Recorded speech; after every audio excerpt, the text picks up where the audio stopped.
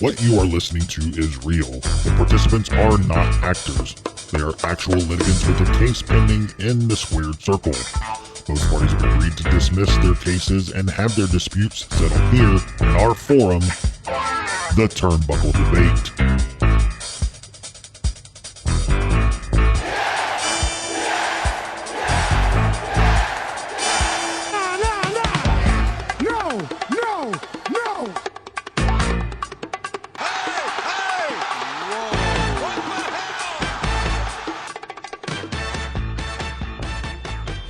Hey everyone, welcome back to the Turnbuckle Debate. Man, we have a full house with us today. Five deep in the tavern.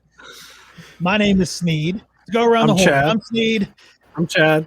I'm the OG fit kid, the staple of the Turnbuckle Debate, Thomas Montalto. I'm the MVP, Marco Denton, guest from the CHICK FOLEY Show. Yeah. And I'm Mike Belcaster, man. What's up? I love it, man. We got a full house today. It's our first five-man crew. Yeah, it's Marco's second appearance on the debate. Yeah. Bringing him back. Becoming a tavern regular. Oh, yeah. I all mean- the Chick-fil-A. Seth's got two. Sheena Marco's has got two. Sheena's got two. Yeah, Yeah. that's how we like to do, like to spread the love around here. So All right, guys. Well, I mean, we all know why we're here. We're here to debate. Anybody got Yeah. anything to say before we jump into it? No, let's do it. Let's do it. Tom, are you ready? I'm ready. All right. I know he's still tired from his Chicago trip, so I'm pumped and tired at the same time. let's get it, man. We'll get into our first topic. So, the first topic of the evening: who is AEW's best homegrown star so far? Wow, what a friggin' tough question There's that so is. many. I mean, Let's there's so many- just, before we each give who we think, just list off some of the names. All right, so we have MJF, Adam Page, Britt Baker, Jungle Boy, Darby Allin, Will Hobbs. Will Hobbs. Yeah, Wow. What a list you just named already. I mean, there's Ricky Starks you could even put in there, probably. Yeah. Yeah, you can. Yeah. I Absolutely. mean, I always kind of relate him to NWA, but Yeah, that's what I was gonna say. Yeah. yeah. Jade Cargill. I mean, Yep. yeah, Yeah. her way. So there's a lot. All right. there's a lot, and there's some big names in that group. Yeah. I mean, I know who I'm going to go with because I'm going with Britt Baker because of the way we got to watch her evolve to where she is now from when it started was just amazing. Yeah, She built it up herself when she was hurt, and she came up with this whole persona that's just amazing and so over, and she does it so well. Like, she's cutting promos, like we saw her, the evolution of her promos, and every fucking promo of hers now is can't miss. Like she's so good. She's comfortable now, too. Yeah, you I can just think, tell it shows. We can each argue who we think the best homegrown star is right now, but I think, like, as far as the most improved from Double or Nothing 2019 to right now, I don't think there's a question it's Britt Baker. Yeah. Like, she has came the farthest to me. Yes. Yeah. From- and that's why I from pick her because beginning to we now. got to watch her come, like, build herself up into this. It's just amazing. She was the first woman signed to AEW. Yeah. Yeah. Wow. It was their first woman signing. She was supposed to be the baby face, Mhm. the Yeah. big company baby face. Yeah, And it's another one of those situations where she goes heel and she gets more over by trying to be a heel than Yep. a lot of the heels. It's like the whole Becky Lynch thing, like when I love Becky when beat the she shit out of turns. Charlotte. and I love Yeah, when it's she perfect. turned heel too, because wasn't it on Shivani that she Oh, turned yeah. heel? He called Yeah. him a bullshit barista or something. Yeah, called out his Starbucks career. Yeah. It's fantastic. How can you not agree with that? For me, I like match wise, like promo wise, I definitely would say Darby, just because of how much, like, I mean, we see him coming out riding the skateboard.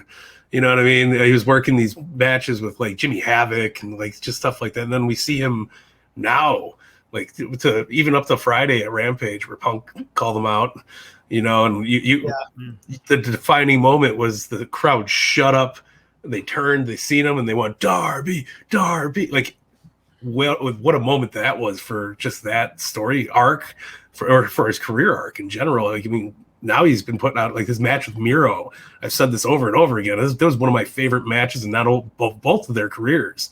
And I think he's working so well with everybody on the roster. Everything he's been doing has been good. And I know he's been in a lot of like tag action the last couple weeks, but when he goes out and does solo work, it's so fucking great, man. The coffin match that he had with Ethan Page, man. Unbelievable. Yeah. Amazing match. And not afraid to take Page spots. Too. Yeah, Ethan Page.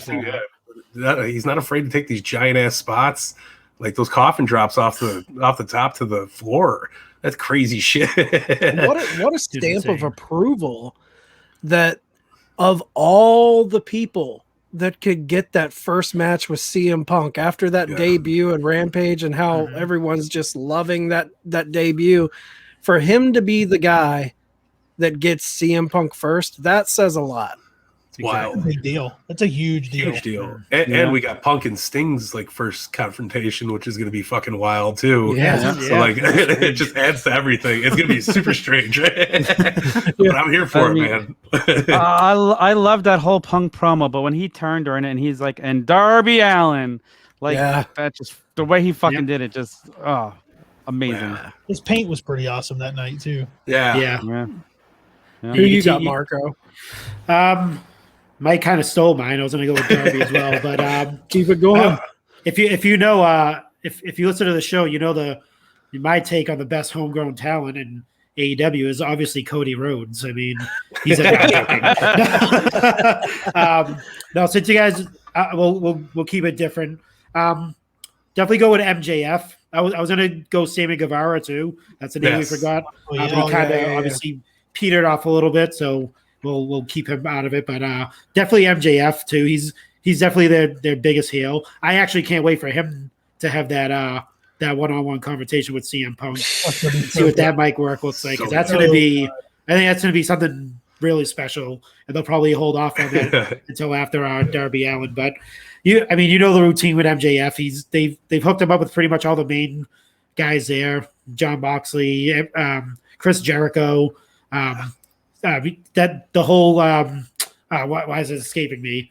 The musical that they did. Dinner Debonair. The Dinner Debonair, like all that stuff. The Hangover thing that they did as well. Like so many memorable moments with him, and you could tell they're definitely treating him as he's the main heel in that company. I don't see anyone. Obviously, there's other heels in that company, but he's definitely the main one. If I think of if someone goes, who's the main like bad guy or the main heel in AEW, I'm going right to MJF. I'm not thinking of anybody else.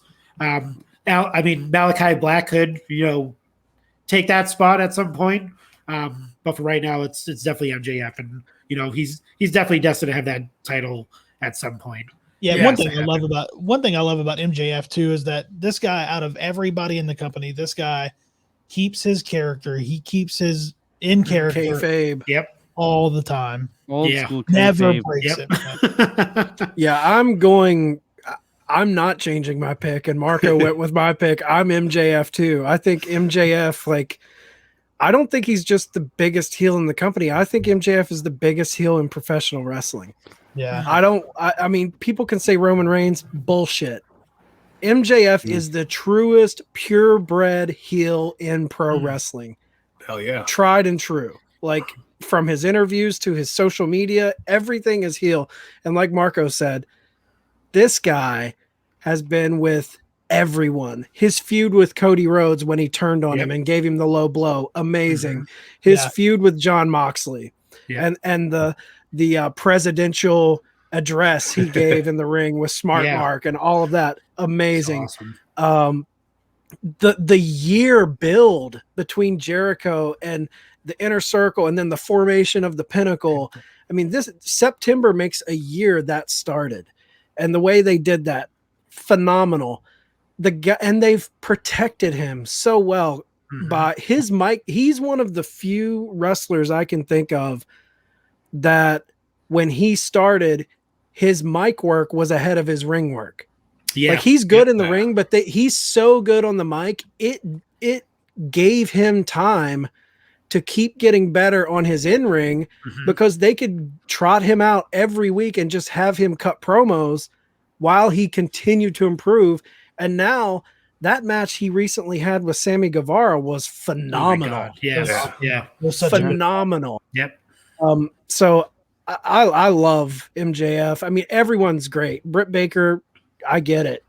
Darby Allin, I get it. But MJF to me is like, he is, out of all of those people, he's super young and he's working with the big boys. Like every program he's pretty much having is with these guys who are in their prime, like the main guys. So I got to give it to MJF. Hell yeah. Yeah, it's amazing in this day and age. It's so hard for a heel to go out there and seek that heat the way he does, and able to get the fans to respond. Just doesn't happen like he makes it happen anymore. So like, just that he gets it. That spot that he did last week where he took the camera and flipped the crowd off. Yeah. It was so good. Yeah, right out of Jericho's playbook. Yeah. All right, Sneed, it's your turn. Well, my pick was Britt Baker, and for all the reasons that Tom said, I think that her getting herself over when she was injured and being able to come out on top is huge. It's pretty much all those reasons. She was the first, she was a baby face, and then she got hurt and made the best of it. But so I'll pick somebody else just for the sake of it. I'll say Adam Page. For the opposite reason of MJF. I mean, he's a fan favorite. The crowd loves this guy. Whenever, watching him come out on stage at Double or Nothing when he was the first one out for the pay-per-view, and listening and watching him and the crowd just connect with each other was a huge moment. Yeah. Even at the first Double or Nothing when he came out for the Battle Royal. Yeah. Pop. Huge pop. Huge pop. And that was before anybody really knew what was going on with him. I think he's someone who gets lost in the shuffle of all the young guys. People almost don't consider him a young guy, but he is one of their young homegrown guys. I mean, he was in Ring of Honor, but the thing I love about Adam Page is he probably has the longest arcing storyline in AEW right now. Yeah. This whole journey from the original All Out and him getting the shot against Jericho and losing, and then the Kenny thing with the tag titles and that falling apart and leaving the Elite. And I mean, we are on such a journey that when that guy finally wins Big Platinum, it's going to be amazing. And I can't wait for that. Yeah, I think another big part of my pick for him was because of the content from being the Elite. EP content is gold with him, man. All over the place. Even when he comes out and they put those little things on top of the, his little name bar that pops up. He's like lower third cowboy. My favorite, and it will always, unless as of right now, my favorite is Sad Yeehaw Man. Oh my God, yeah. It's perfect, man. He's another one that's totally came a long way. I know he was doing Ring of Honor and stuff like that, and he was big there, but like going from All In, when he was wrestling Joey Ryan and the dead, the ghost of Joey Ryan. Look where he's at now. He's been in the title picture through most of his career here, like be it tag titles, world championship, doing just big cowboy shit. And like, I'm fucking here for it, man. I'm a little, part of me is really, really sad that we're not going to see a match with him and Omega All Out, but like what is what it is, right? We're gonna still have a good time. I think it's funny too that like when the lead up to the 2019 All Out was happening, there was this big debate in the pro wrestling community about who should be AEW's first world champion. You had the one side that was thinking this is a youthful company, they should put the belt on the youthful guy. And then there was the other side saying, no, you need an established name to bring in those fans who aren't AEW hardcores, put it on Jericho. I fell with the Jericho side. I felt it was a smart business decision, but it's funny that with Hangman now he feels like he is of that level. He doesn't feel like the young guy who doesn't deserve it. Now, after almost 2 years of the company, he feels like, okay, now he is a Moxley. He's a Omega. He's on that level. Yep. I can't believe nobody brought up Orange Cassidy. Yeah, I mean, they have Orange Or Jungle Boy. Or Jungle Boy. to say. I'll tell you, man. There's too Jungle many. Boy was so impressive in person. I've like gained a whole nother level of respect for him, seeing him work in person. Like, wow. I So think Jungle good. Boy's great, but that's the exciting thing about Jungle Boy is he has yet to have that year yet. Yeah. We're going to see. It's not the year of Jungle Boy yet. Like when we No. get that and he gets that push to a title, it's going to be exciting. Wait till he Yeah. does, man. Oof, it'll be And you so know, good. one thing, just this whole question, just in general, has really put into perspective how dumb the statement AEWWE is. For people to say that they're just all they are is WWE light, bringing in, all WWE, old WWE talent. Like, Yeah. look at all the homegrown stars that we've just mentioned and the people that we forgot. People It's that say just- that don't watch. Exactly. Well, yeah, It's well, just yeah. exactly it. It's ignorance of people who haven't given it a chance to turn in, and they just see names and they just assume, and it's just pure ignorance. Yeah, one of the things, especially if you don't watch and you see like someone leave WWE and go to AEW, like, oh, they're just taking up all the WWE guys, but that's not even the case. A lot of these, pretty much all those guys had careers before they went into WWE. They just made their name a lot bigger in WWE. That's where they, that's where they, got a little bit better. They harness their skills, their mic skills, whatever, their in-ring skills. Right. And, they were all traveling the world before they hit WWE. They had names before they even stepped foot into WWE. So WWE is kind of like their launch. Their launch It's like pad to go. Yeah. It's like calling WWE WWE New Japan because they got exactly. Balor, Nakamura. Like it's just dumb.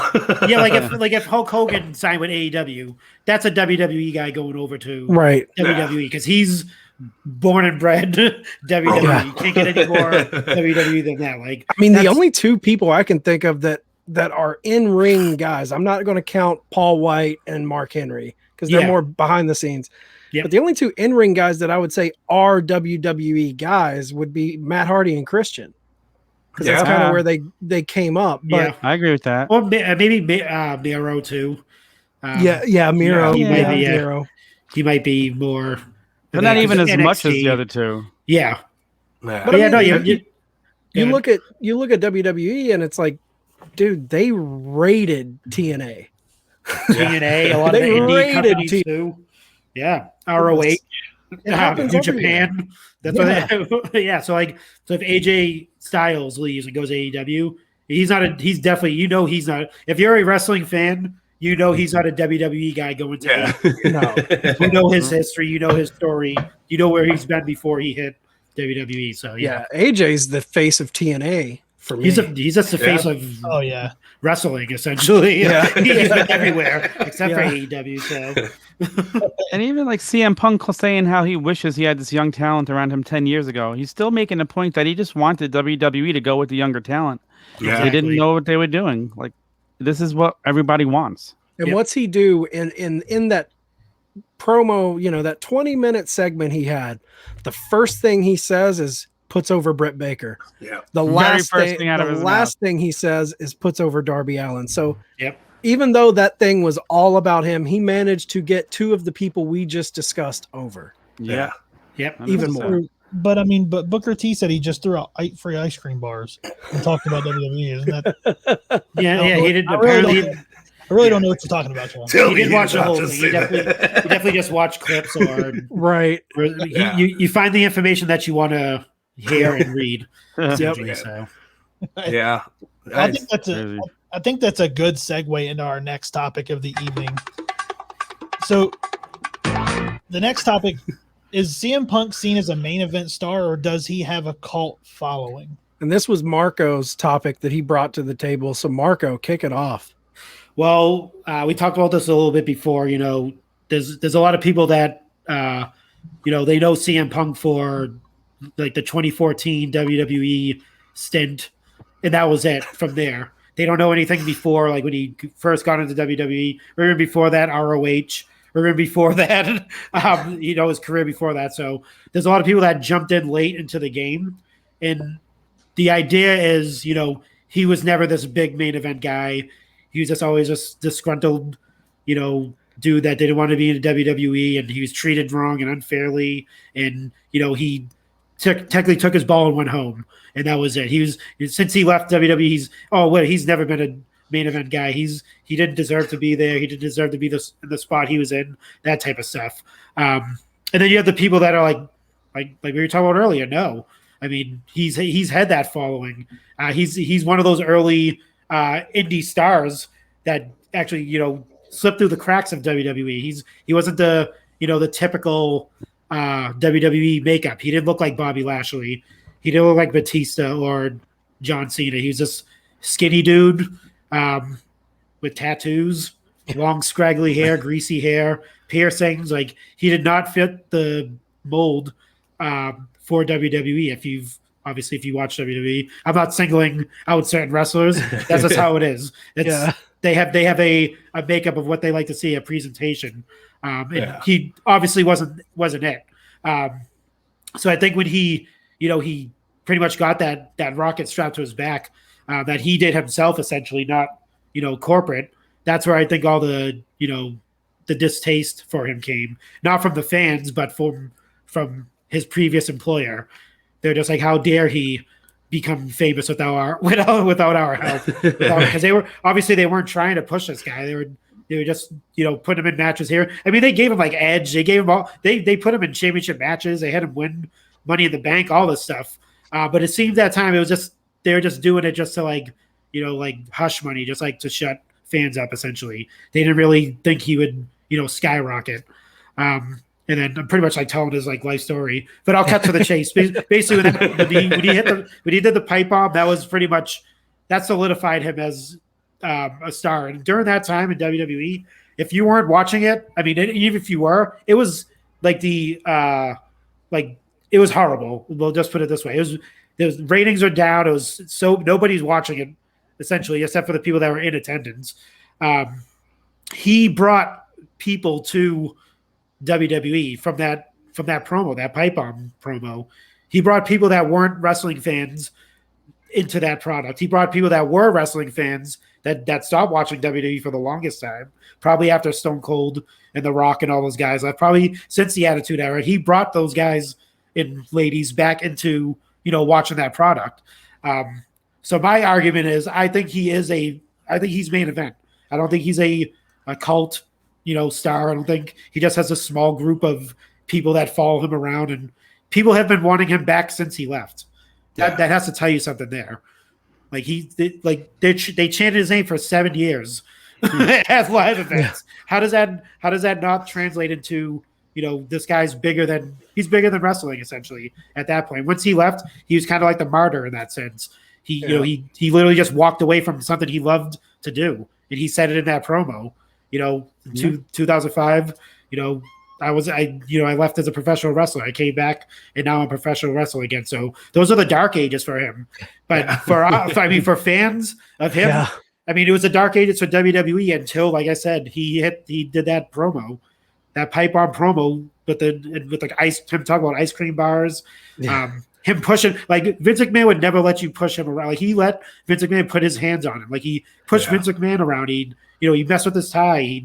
I don't know. I think he was a main event guy. I don't think he was a cult guy at all. I'm not sure if you guys have the same he was sentiment. the perfect combo of both. He was a main event guy with a massive cult following. Exactly. There you go.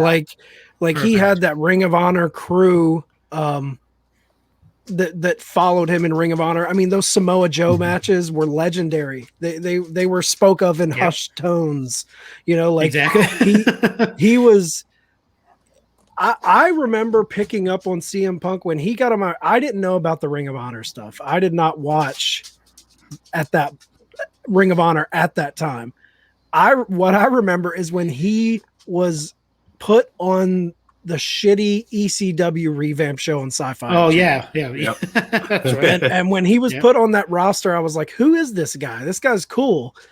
And he elevated himself. To me, he was the Daniel Bryan experiment before Daniel Bryan that never got a chance to see itself all the way through. Exactly. Like he so many roadblocks were put up in front of him when the crowd wanted him to be that guy. And I heard, and they never allowed it to happen. That's that with the medical issues. That's where the disgruntled Punk came from.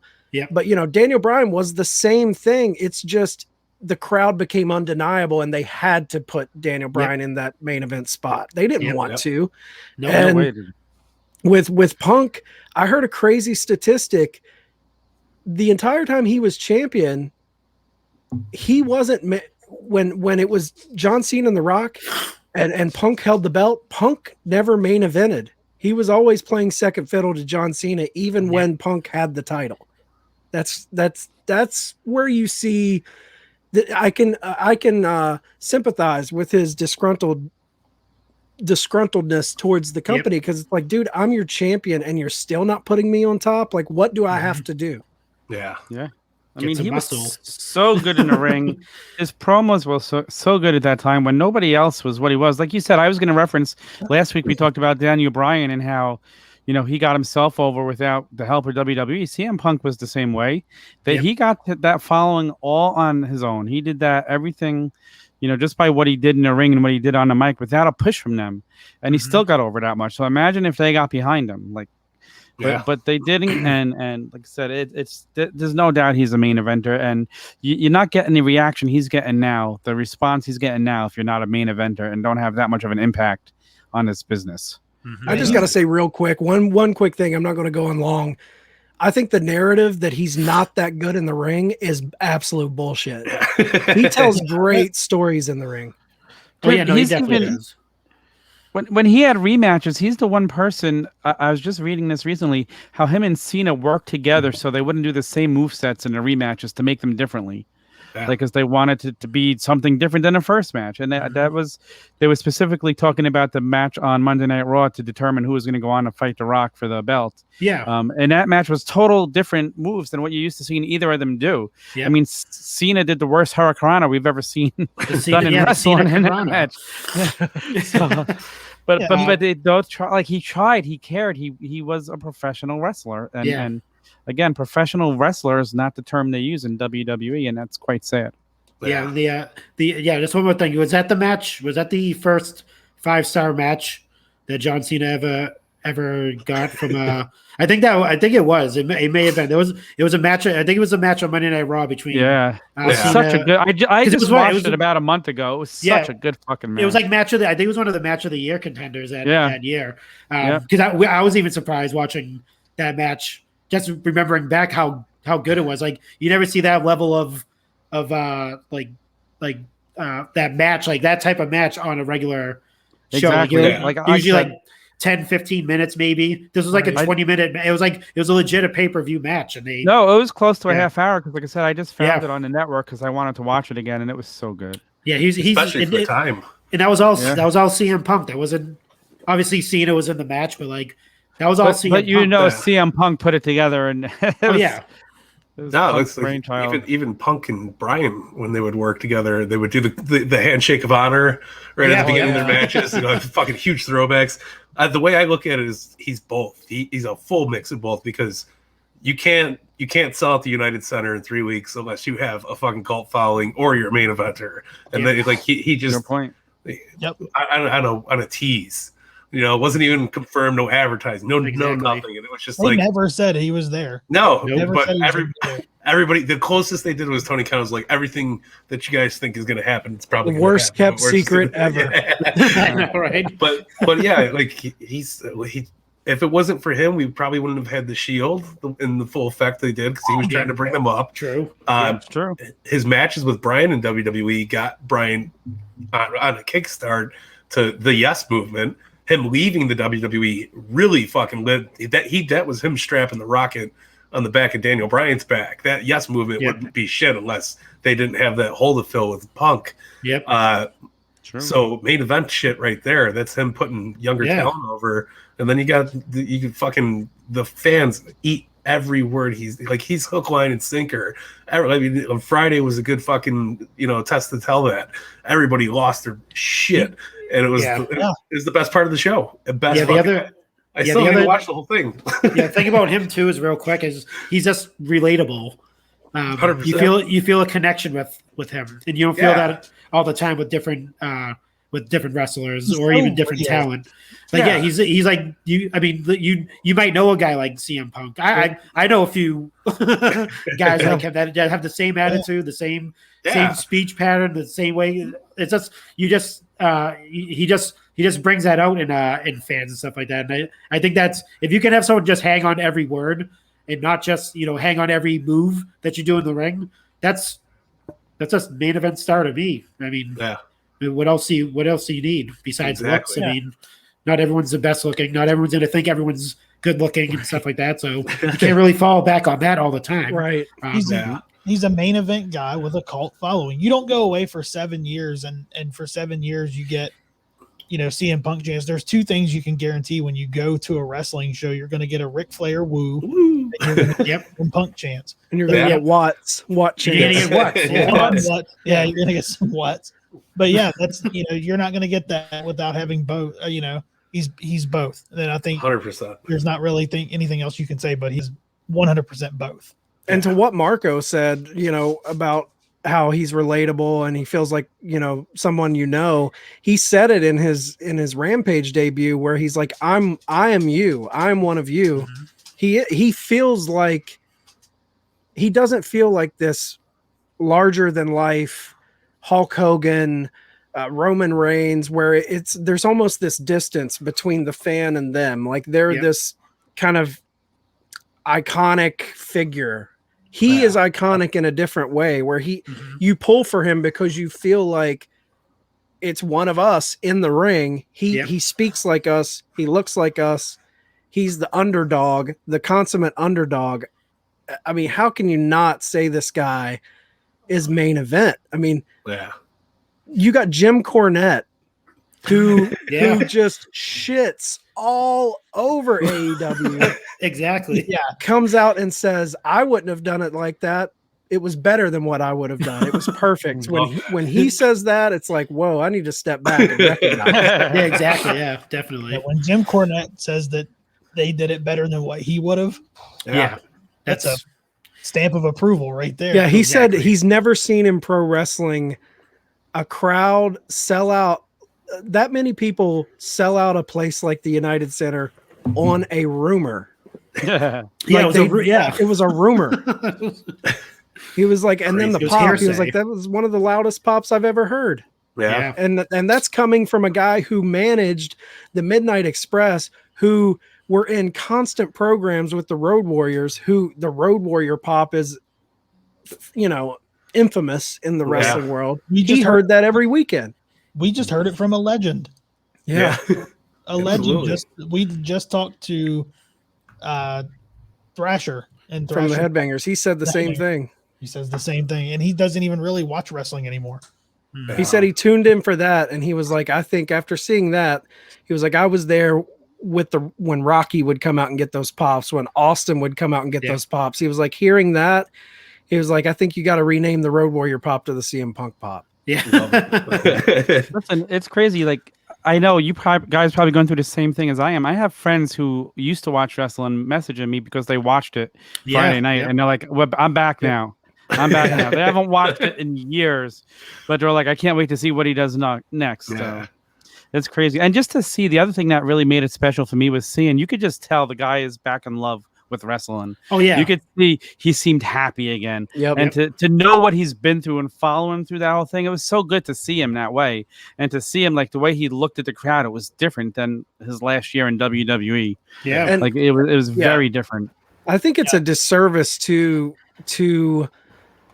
critique him and hold ill will towards CM Punk and try to discredit his legacy or stature within the professional wrestling business because you think he is complaining, or I've heard a lot of people on social media say he's the biggest crybaby. Who are you to that was his experience with the company. We don't know what went on behind closed doors. For someone to walk away from a lot of money, a lot of fame, and a lot of love for the business, something had to have happened, and that's his own personal experience. and that's his not his business experience. Like that's his one-on-one dealing with the people behind the scenes. Yeah. So for us to kind of criticize him for that and take away from his in-ring accomplishments and stature as a main event player or not a draw or whatever you want to say, I think that's very short-sighted and kind of ignorant in a way. Yeah. Well, those same people are the people who come home from work every day and bitch about their job and say how they can't stand their boss that's making them sick. Right. But God forbid somebody else do it who's in a public eye. Yeah, I mean, we won't get into it, but there's been since he's left and he's done podcasts and stuff. We'll lose the fingers on our hand before we talk about all the people that have jumped on the podcast and talked about their experiences in WWE too. So he's not the only one that had that same type of experience. We keep hearing guys come out who are being released and they do it without slamming the WWE, but the bottom line is when you put all the stories together, they're all saying the same thing. Yeah, 100%. You know, Malachi Black said it was killing him. It was a slow death there. And he did it in a respectful way. And you've heard so many other people do it. Not like John Moxley. I don't know how you guys feel about this, but like when I hear a Roman, and I enjoy Roman Reigns, I think the work he's doing right now is phenomenal. But when I hear a Roman Reigns come out and say about Moxley and he couldn't be the man, or he wasn't when I hear stuff like that, I'm like, dude, it's more than just getting yourself over. Like there's a lot of shit that has to fall into place. There's a lot of people within that company that have to see the dollar signs in you. It's not all on you to get over. Yep. Like you have to, we've seen people get themselves over in that company and go absolutely fucking nowhere. Yeah. Exactly. Like there's a glass ceiling, and unless Vince opens up that window in the glass ceiling, you're not going any further than that. So when I hear Roman Reigns say he couldn't get over, I'm like, dude, what are you talking about? Like you talked about Roman Reigns who they pushed down our throats and he just wasn't connecting, and they kept trying and trying and trying, and he did nothing to help it. He didn't get himself over.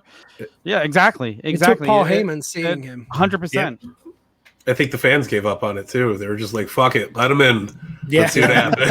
It's like we're over it now. Like everybody's gone. Like, what the fuck are we gonna do? I mean, really, the more we can get him out. Roman Reigns is the complete opposite of Daniel Bryan and CM Punk with getting over, because they tried and tried and tried and it failed.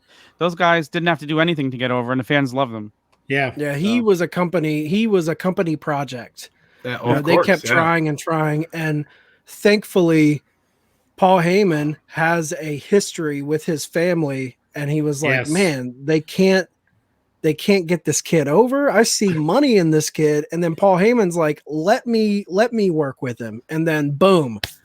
Guess who? Yeah. You know who else he worked with as well? CM Punk. 100%. Yeah. So do any of you guys have anything to say before we move on? Because we're still going to talk about CM Punk. Darn it. We're moving on to another question, but we're not moving on from CM Punk. So then the final topic of the evening is CM Punk the beginning of a culture shift in professional wrestling? Mike, I think you came up with this question. Yeah. I think I'm not going to say he necessarily itself is. I think AEW did a lot to kind of change the outlook of the business before Punk got there and start changing the guard of like what fans should see. Televised, big scale wrestling business. Does Punk help it? Oh, fucking course it does. Is what's down the pipeline going to help it? Of course. I feel like this isn't the first step into it, but I feel like this was a big it was like when you switch the train tracks, you're like, oh, we're going up, but like we're gonna go like super far up, so I feel like this is a good moment of that, but I don't think it was all solely on Punk. If it was just all Punk, the United Center thing would have never happened. You know what I mean? AEW had to be there. It had to show its good graces and show its good product with how it is. Punk was doing the media scrum, and he said, "Oh, the one thing that stuck out to me the most was when Brody got sick." And he's like, that wasn't CM Punk who did that. That was AEW showing the change of guard with like, oh, we're not going to let this leak. We're going to give his family, human time, not time with the media coming after him, not time with all that shit. His wife came out and said it too. She's like, I fucking love this company. This is my family now. And I feel like that's AEW's doing. They're just giving them the bat and the ball to hit it out of the fucking park, So that's my take on that. Punk's gonna fucking help, the Daniel Bryants and Bray Wyatts and Adam Coles. They'll come down the line and push it a little bit more, but Punk's the first one to start this huge transition of whatever the fuck it is, because by this time next year, AEW is going to be a completely different company than it is, or than it was last week. So that's what I think. So I think that this is just the direction, and whatever it is, it's going to be a fucking hell of a ride. I'm down for it. I mean, look at it this way: all these people coming in to see Punk are also going to see Darby Allin, who they've probably never seen. All these newbies. Yeah. So we talked about the question earlier about these youngsters, and they're going to fall in love with Darby Allin right away. Yeah. And everybody else. Genius. It's a genius that they're putting him right into that storyline with one of the top young guys in the company that's gonna be around for a long, long time. And when they see Darby Allin and all the other names we talked about before, they're gonna get a whole bunch of new fans, and we're just gonna see the ratings, continue to go up. Yeah, I think CM Punk is a cornerstone in this cultural shift, but I think the cultural shift has started way before that. I think it's the little things. It's them building young talent. It's them bringing in veterans and utilizing them in the right way. I'm talking about the Tullys, the Arns, giving those old guys a piece of the industry, making them feel useful. The Dean Malenkos in the back, the Jerry Lenz. Yep. It's the culture they've created in the back, like you said, Mike, with how they handled the Brody Lee situation, how they honored the guy. It just wasn't a graphic at the beginning of the show. They gave 2 hours of their television to honor this man, celebrate his life. There's so many little things like that. How the creative freedom they give talent to fall on their face. I'm thinking of Miro. Miro loves video games. He comes in, he does this best man video. It doesn't really work, but they let him do it. And now Sean Spears. Sean Spears did the same thing. He came in, he was like fucking 6 different directions, and then he finally got this chairman thing going. And they let people fail. They don't throw people out with mistakes. I'm thinking of Sammy Guevara when that thing came out where he said the very kind of despicable thing about Sasha Banks. Yeah. And they didn't just throw him out to the wolves, man. He apologized. He was suspended for I think 2 months maybe. Yeah. And then they brought him back. Like, they're taking care of their own. They're making it feel like a family. But to me, the CM Punk thing, there are 3 when we want to talk about just talent and cornerstone moments of a cultural shift, there's 3 moments. There's Chris Jericho at the very first press conference coming out. That's when everyone was like, holy shit, this just isn't Cody and the Bucks. This is Jericho. The second one, John Moxley showing up at the first Double or Nothing. Holy shit, they can get these guys too. And then CM Punk. That to me is like the 3 things where it's like, you got to take him seriously. I would maybe even throw Malachi's debut, how it was just a shocker. We thought it was 90 days before he shows up. He shows up 30 days later. Like, stuff like that is what's making this company exciting. Yeah. That their debuts, and I'm kind of going off topic here, but like, people are relating what's bigger, CM Punk or Malachi Black, or when you get a John Cena returning or a Becky Lynch returning or a Brock Lesnar returning. To me, it's always going to be bigger when you're bringing in a talent that isn't already within your company. Yeah, that is a bigger shock when you're bringing in a Impact guy into. AEW or a WWE guy into AEW. That's bigger than Becky Lynch, who we all know is coming back. She just took leave because she was pregnant. Like, there's not a shock to that to me. And how many Brock returns have we gotten already? Like, sure, Exactly. there'll be a pop, but it's not special at this point. Like, It's like, oh, Brock's back. Oh, yeah, Brock's back. Yay, let's all pop. Like, cool, it's fun, but it's nothing special anymore. No. And like you said, we knew Becky was coming back eventually, and all the rumors with Sasha, we knew she wasn't going to be there all week. Everybody kept saying, "Oh, Becky will be back. Becky will be back." So it wasn't a shock. So, like, the Malachi thing was the true shock. Imagine the Young Bucks coming out on SmackDown. Exactly. That's like, whoa! That's a shock. Yeah. That's a huge thing. And I think CM Punk is going to be an integral part in the culture shift, but I think Tony Khan is the culture shift. Yeah. Tony Khan is the culture shift. This guy, he's the heart and soul behind what is going on, and he's the reason these guys are getting the freedom that they're getting. And him bringing in CM Punk is definitely going to help. My TK glasses on. It's going to help the shift, continue to go. But I think Tony Khan is the culture shift. Do you remember way back in the beginning of the debate show, one of our topics was, is Tony Khan going to be to wrestling now as what Vince McMahon was in the 80s? And we're like, oh, it's too early. But look what's happened in just 43 episodes. Right. Yeah. It's true, man. I think he is. Back then we said it's too early to tell. I don't know if it's too early anymore. I don't think... Dude, what I love about him, people can say he's a money mark, he's whatever. Dude, he is one of us with money. Yeah. He is a lifelong fan with money.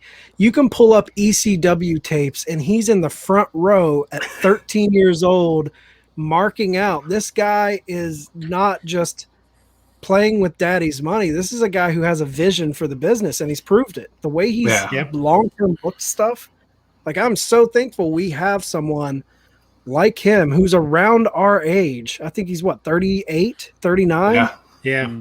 Like, he's right in our wheelhouse. This is, he is us, and he's not some jaded mark who hates the business and he's trying to just make a dollar. He's in it to improve the business. Yeah. I'm with Sneed. That's a good point, Sneed. I love when we see little giddy Tony Khan. Yeah. And he's just so happy. He comes across like a 13-year-old kid that's just so fucking happy to be where he is and everything he's doing. Like what he did when he came out before Rampage started, he just was getting so emotional and so excited up there. He's any of us with money doing what we always said we would do if we had the money. Yeah. No, for sure. Like just to double back that up, like you hear it in his voice. And I know a lot of people will make fun of him for it and shit like that, but like he's just so happy. Like when he comes out in front of the crowd, like when at Rampage, he came out and he's like, all right, guys, like everything you've ever wanted is about to happen right now. And he's like, we got a minute left. He's like, I fucking love you, Chicago. He's like, have a great night. Enjoy everything. Tony Khan out. And like, he got so emotional and he's just thanking people for the support. It was such a moment to see that. Yeah, he's not there to be the TV, the guy on TV, the character on TV that people love or hate or whatever. He's there, like you said, as a fan, first and foremost. He just happens, like you said, have the money and the knowledge to do so. I mean, he's if you listen to any of his interviews or research him at all, he definitely is a super smart guy. Definitely deals with numbers all the time. So he's always dealing with he's crunching the numbers. He knows what's he knows what to he trust me, he's always looking at the ratings and how everything's going up and down. He's studying that stuff. He's a student of the game, as I like to say anyway. Yeah. Like you said, he's definitely one of us if we had the money to do so.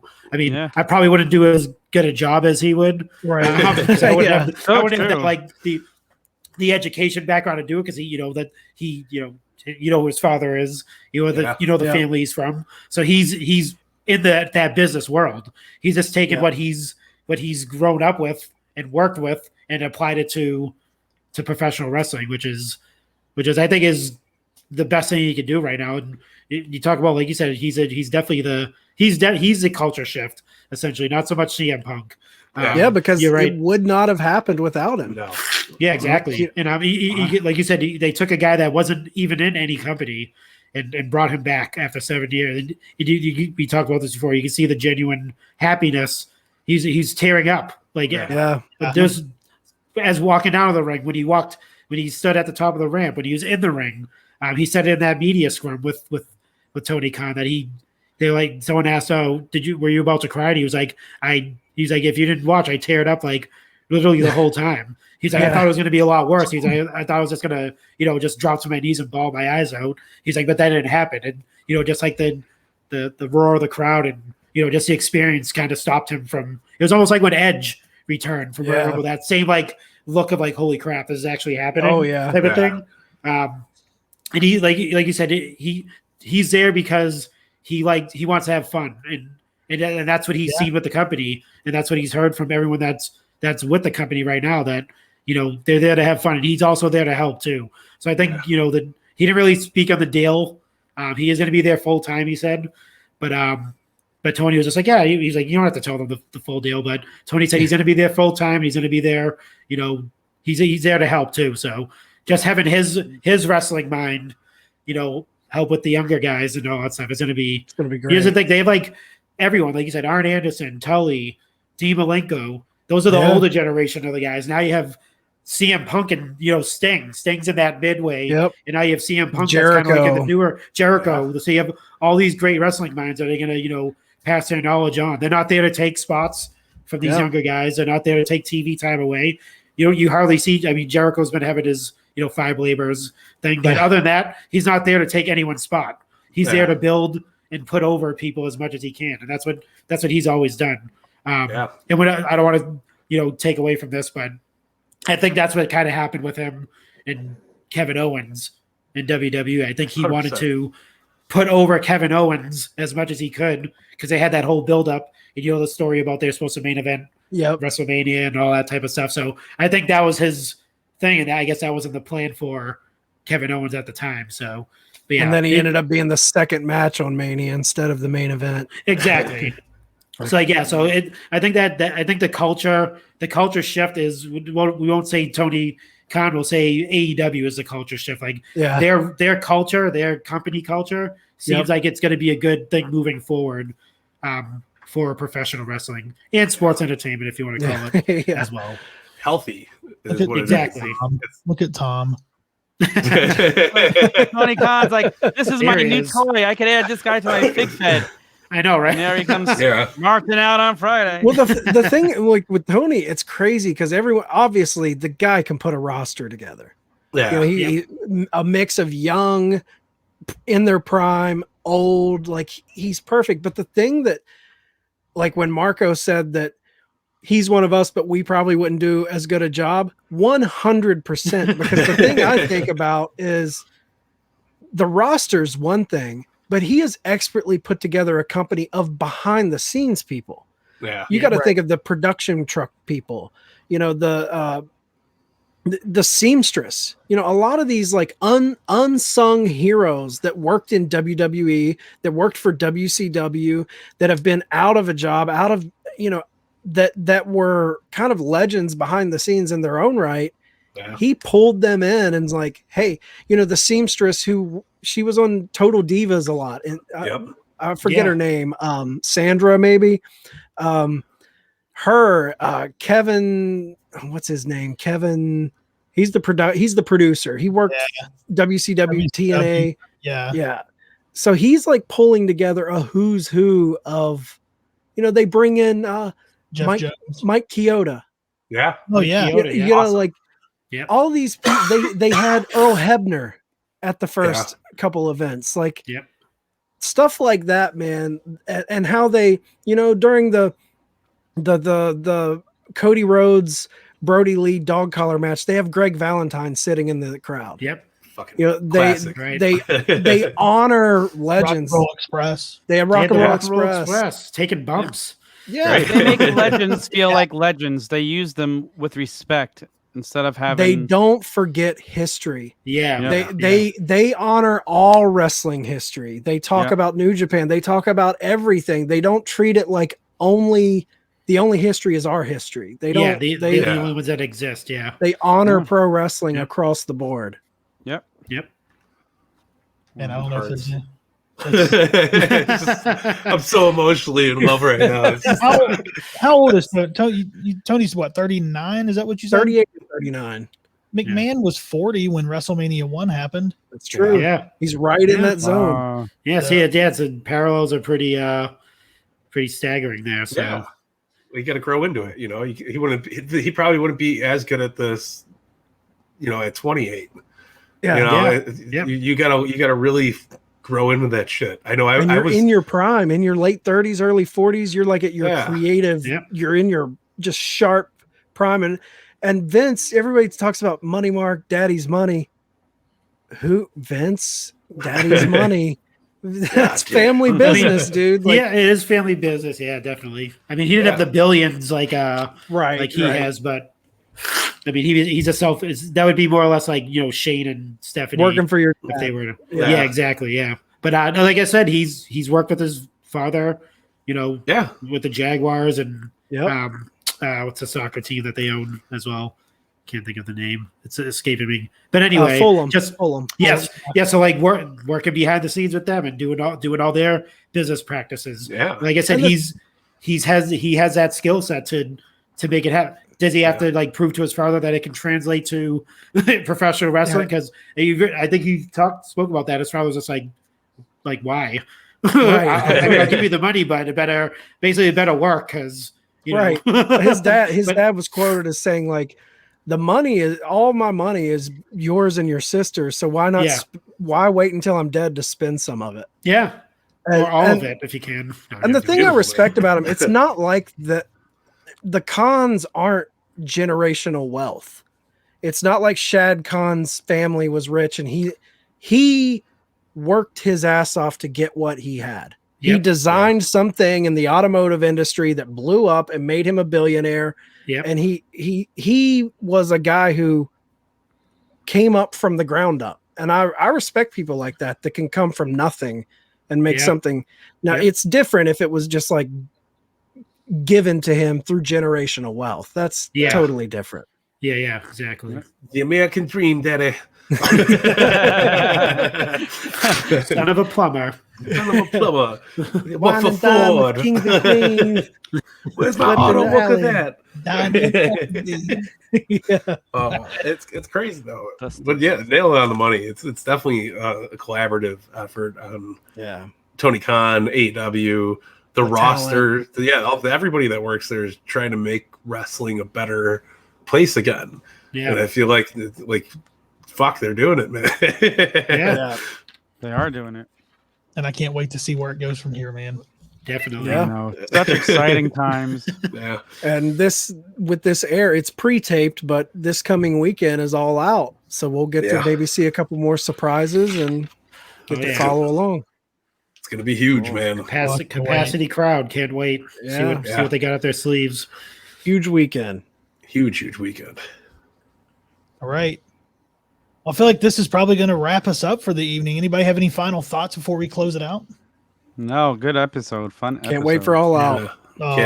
Can't wait for the next 6 months of AEW timeline. And see how shit goes down. It's going to be crazy. All these free agents. Let's see where they drop. Yep. Yeah. Halloween should be interesting. Yeah. The only thing I have to say is just think it took WWE.